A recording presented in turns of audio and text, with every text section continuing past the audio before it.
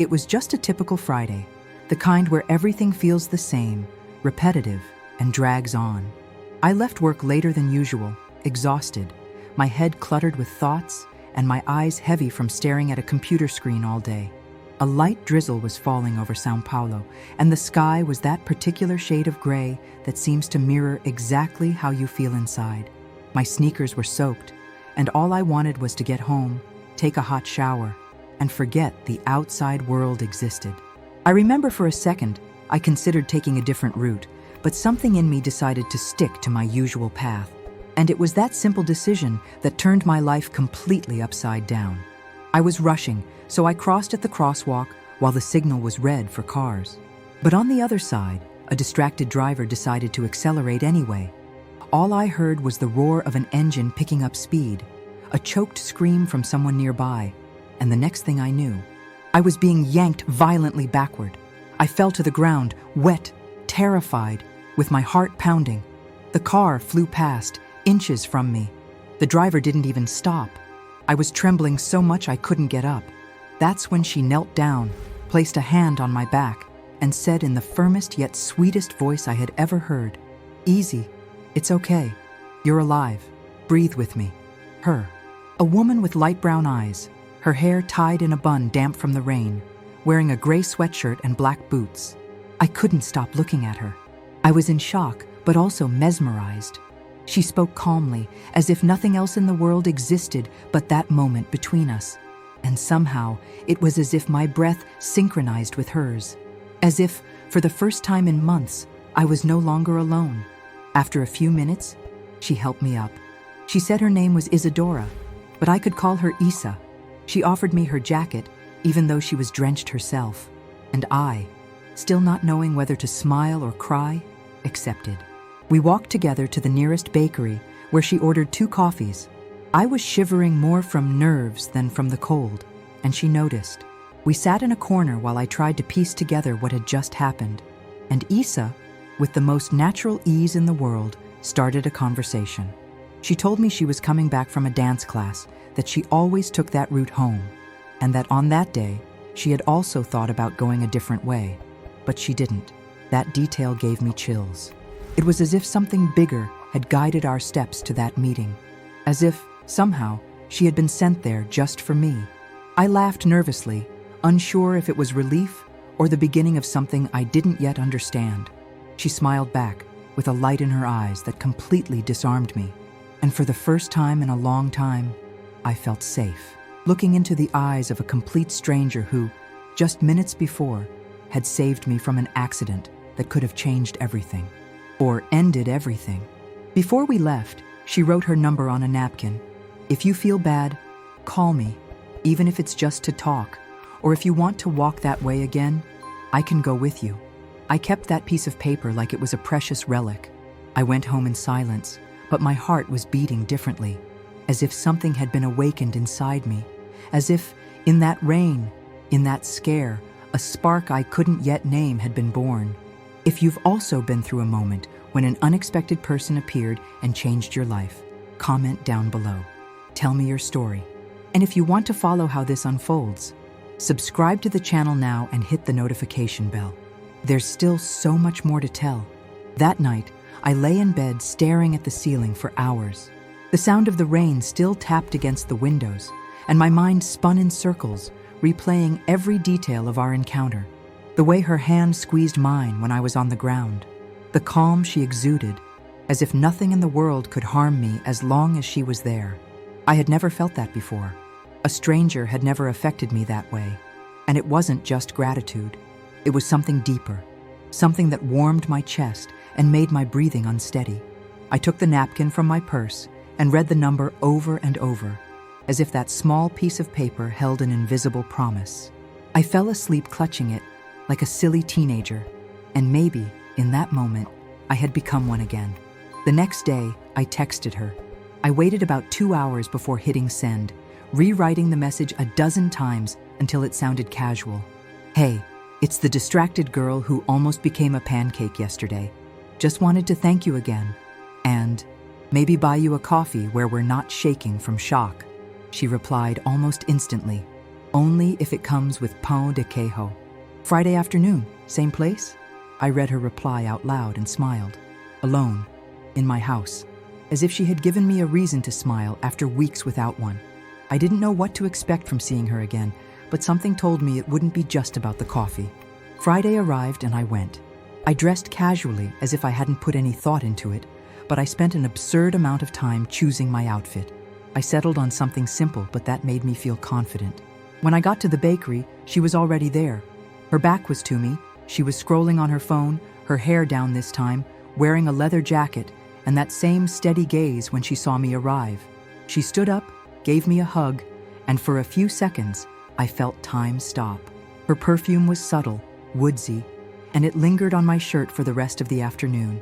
We talked for hours, about everything and nothing. I told her about my anxiety attacks, about the job that left me feeling empty, about the nights I just wanted to disappear. She talked about her dance classes, the fights with her mother for being who she is, the difficulty of keeping her head up in a world that still looks down on those who love outside the box. With every sentence, the connection between us seemed to grow. There was no effort, there were no games. It was just natural, intense and light at the same time. When we said goodbye, she held my hand a little longer than necessary. Let me know when you get home, okay? I want to know you made it safely. I nodded, trying to hide the goofy smile on my face. It was only when I got on the bus that I realized I was falling for her, for real, and that scared me more than almost being run over. I spent the weekend in conflict. I had never fallen for a woman before.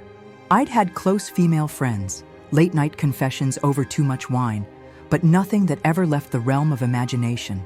But with Issa, it was different. I felt like there was no escaping it. This feeling was growing, and fast. I started to avoid overthinking. I scheduled another coffee, then a movie, a walk, and each time we met, another layer of the armor I wore peeled away. Until one night, after a bad movie and a shared pizza on the sidewalk, she looked at me differently. She was quiet for a few seconds and then said, "If I kiss you right now, are you going to run?" I didn't answer. I just leaned in, and it was the calmest, most truthful kiss I had ever received. There was no rush, no doubt, just feeling. When we pulled apart, she whispered, "I've been feeling this since the day I pulled you off that crosswalk." And I, with tears welling in my eyes, could only say, "Me too." If you're still here listening, tell me in the comments. Have you ever fallen for someone when you least expected it? Someone who appeared in the middle of chaos and turned everything upside down? Let me know. And if you feel like this story might resonate with you in some way, subscribe to the channel now. There's still a lot more to come. In the days that followed, everything changed, but not in an explosive way. It changed quietly, intimately, like leaving a light on in a dark corner of the house and gradually realizing the room isn't so scary anymore. Issa's presence seeped into my routine with a gentleness that disarmed me. She was the one who would text me before the work meetings I dreaded most, just to say, "Breathe deep, you're stronger than you think." She was the one who would wait for me outside my building on rainy days with 2 coffees and a hug that, honestly, made me forget that traffic, bills, or a grumpy boss even existed. We didn't label anything. We didn't talk about what we were. But we were living something real, something that grew in the space between text messages, in the sound of her laughter on the other end of the line, in the way her hand found mine without even looking. But the more it grew, the more an inner voice began to eat away at me. I had never spoken to anyone in my family about this kind of feeling. In fact, not even to myself. I was raised in a strict household where anything outside the norm was either ignored or corrected with a reprimand. My father, especially, had harsh opinions about people who choose to be different, as he put it.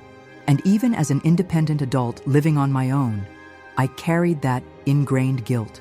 I was afraid of the judgment, afraid of being rejected by the very people who had always told me how I should be. I started to wonder if I was betraying some version of myself, if I was disappointing someone. And at the same time, I felt like the truest version of myself I had ever been. Because with Issa, I didn't pretend. I didn't hide. I was just me. One day after lunch in the park, sitting on the grass and laughing at a family having a bubble fight, Isa looked at me seriously. Are you still afraid of liking me? The question hit me like a punch to the gut, because I was, and she knew it. I took a deep breath and answered, it's not you that scares me. It's what comes with it.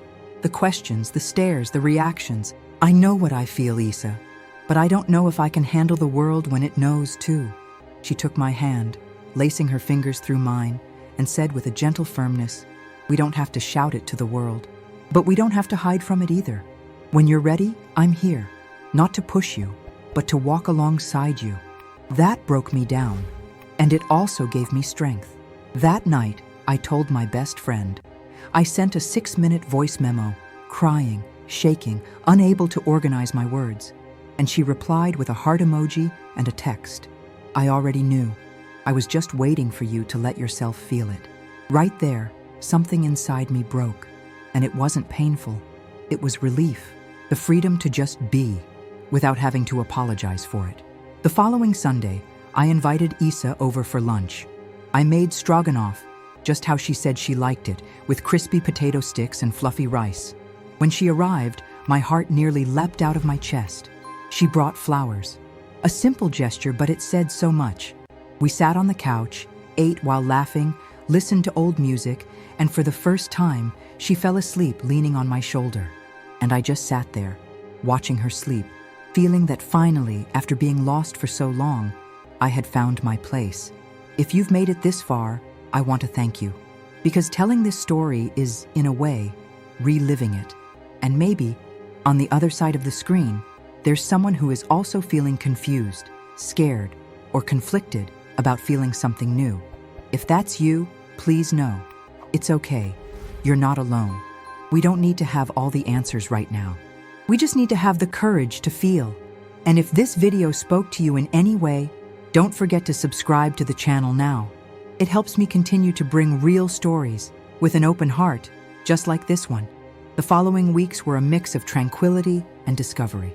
Being with Isa was like learning a new language, one that my heart already understood, but I had never dared to speak out loud. It was in every little detail, the way she looked at me when I talked about my childhood, as if she were trying to understand the cracks in my history without judging them, the care with which she listened, never trying to fix anything, the way she laughed when I danced awkwardly around the living room, and the way she said my name, softly, as if calling me back to myself. And yet, amidst these beautiful moments, there were nights I'd find myself silent, staring at the ceiling, afraid of what I was feeling, afraid of how this would end, because part of me still believed I didn't deserve something so beautiful. And unfortunately, that part decided to speak up on a day I will never forget. It was a Saturday. We were at her place, making brigadeiro on the stove, when my phone buzzed. It was my mom. A simple message, "Come by tomorrow. Your father wants to talk." That immediately made me tense up. Isa noticed. "Everything okay?" she asked, licking chocolate off her finger, a silly detail, but one that always flustered me. I lied. I said it was just exhaustion, that I'd been stressed from work. She didn't press, but I could feel the silent weight of her gaze trying to reach me. I left early that night, and for the first time in weeks, I didn't text her when I got home. Sunday came, and I went to my parents' house. They were on the porch drinking coffee. My dad barely looked at me. My mom offered a faint smile, the kind someone gives when they know something but don't want to say it. Then, in the middle of coffee, my dad dropped it. We saw that picture. I froze. It was a photo of me and Isa in the park that my friend had posted on her story. Us holding hands, carefree, happy. I had forgotten the internet was public. And there, in front of them, I felt ashamed. Not for who I was, but because I knew they weren't ready to see it. My father said harsh things. That it was just a phase. That I'd been influenced. That I was confusing gratitude with something else. My mom cried. She said nothing. And I just sat there, in the middle of that loud silence, not knowing what to do with the pain. I went home in pieces. I didn't answer Isa's calls. I didn't reply to her texts. I shut down. I spent 3 days in airplane mode, literally and emotionally. And when I returned to the world, there was a simple message from her. If you need to run away from everything for a while, that's okay. Just don't run from yourself. I'm here. That wrecked me, because even without understanding everything I was going through, she respected it. And that made me realize that if I pushed her away now, it wouldn't be for protection. It would be out of fear. And I didn't want to live in fear anymore. The following Friday, I went to her place. I rang the doorbell with my heart in my throat. When she opened the door, she looked at me with the same gaze from the day of the accident. Steady, sweet, knowing. I cried. She hugged me. We just stood there in silence, just feeling. And I understood, in that embrace, that life will test you in every way possible when you find something true. Because what's real is scary. It demands courage. It demands surrender. And I was finally ready to face it. If you've ever lived through a moment where you had to choose between pleasing others or being true to who you are, tell me about it in the comments. Your story might help someone else who's going through the same thing. And if this story is touching your heart, take a deep breath and stay with me. I wish I could say that after that hug, everything fell into place like in a romantic movie. But the truth is, real life has curves, pauses, and gray days. Still, after that night, something shifted. I decided to stop hiding what made me happy. It wasn't a grand announcement or a fight with my family. It was subtle. It was I'm not going to pretend anymore, that I said to myself in the mirror. And little by little, I began to rebuild my story based on my own truth. I started talking more openly with friends, posting photos with Issa without worrying about what others might think. My father remained distant for a while. My mother, in silence, started sending texts asking how I was. And weeks later, during a Sunday lunch, she said quietly, "She seems to make you happy, and that's what matters." I cried. So did she. It wasn't full acceptance, but it was a start. Issa and I continued getting to know each other in layers. We had our first arguments, of course, over silly things like different TV shows and messy routines, but also about deeper insecurities. Me with my fear of abandonment, her with the constant feeling that she had to be strong all the time. In those fights, we discovered what it meant to truly love. It wasn't about avoiding conflict, but knowing how to come back after it. Knowing how to say "I'm sorry" while looking each other in the eye. Knowing that even with our flaws, it was still worth trying one more time. Because at the end of the day, she was the one I wanted to share the silences, the fears, the lazy Sundays, and even the chaos of Monday with. One of the most unforgettable moments was when, on a clear night, she took me to a rooftop in the city center. It was a hidden spot where she used to go to dance alone, in silence. She put on some quiet music on her phone, took my hand, and spun me around. I laughed, a bit self-consciously, but I went with it. We danced slowly between the sounds of the city and our pounding hearts. And she said, "I didn't save you that day. I was just in the right place at the right time. But you saved yourself when you decided to keep going, even when you were afraid, when you chose to feel. I was just a witness." That stayed with me, because I always thought she was the angel who appeared to change my life. But somehow, she made me see that I was also part of my own miracle.